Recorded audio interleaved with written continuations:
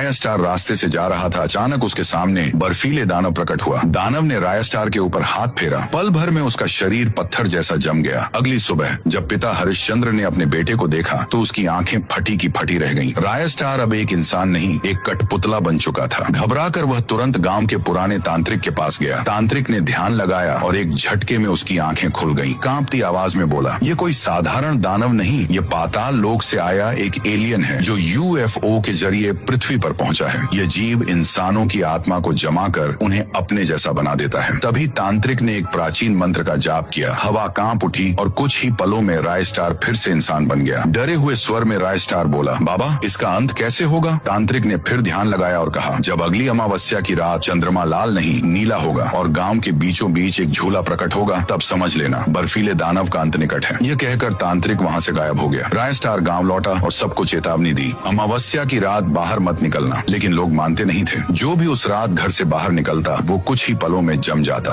और वो इंसान धीरे धीरे उसी बर्फीले दानव में तब्दील हो जाता। ये सिलसिला 30 साल से चल रहा था। कोई नहीं जानता था ये सब क्यों हो रहा है। फिर एक अमावस्या की रात आई। गांव में मेला लगा था। खुशियां थीं, झूले थे, दुकानें थीं। रात के ठीक 12 बजे राय स्टार अपनी छत पर गया और चंद्रमा को घूरने लगा। चंद्रमा लाल था और तभी आसमान से वही बर्फीला दानव उड़ता हुआ दिखाई दिया। दानव के गांव में उतरते ही जमीन जम गई। लोग भागने लगे मगर कोई नहीं बच सका। जो बचे वो मारे गए। 500 साल बीत गए। फिर आई अमावस्या की रात। चंद्रमा का रंग नीला हो गया। आसमान लाल हो उठा। सन्नाटा छा गया। राय स्टार दौड़कर गांव के बीच पहुंचा और उसकी आंखें चमक उठी। सामने वही झूला था। राय स्टार झूले पर बैठ गया। झूला तेजी से नाचने लगा। तभी झूले से एक आवाज आई, इस दानव का अंत किसी इंसान के हाथों नहीं होगा। इसे खत्म करेगा वही जिसका शरीर आधा इंसान और आधा जानवर हो। राय स्टार चौंका, मेरा शरीर भी आधा इंसान और आधा खरगोश जैसा है, यानी मैं ही इसका अंत कर सकता हूँ। झूला रुक गया। अगली अमावस्या गांव एक बार फिर शांत था। रात के 12 बजे वही दानव आया और इंसान का रूप लेकर राय स्टार की ओर बढ़ा। राय स्टार दौड़ता हुआ झूले की ओर भागा और गायब हो गया। दानव ने सोचा शायद ये झूले में है। वह झूले पर बैठ गया। झूला जोर जोर से नाचने लगा। अचानक आसमान लाल हो गया। एक तेज आवाज के साथ यूएफओ आसमान से उतरा और दानव को अपनी ओर खींचते हुए ले गया, हमेशा के लिए। अगली सुबह गांव के सभी जमे हुए लोग ठीक हो गए। गांव में फिर कभी कोई बर्फीली घटना नहीं हुई। लेकिन हर अमावस्या की रात आज भी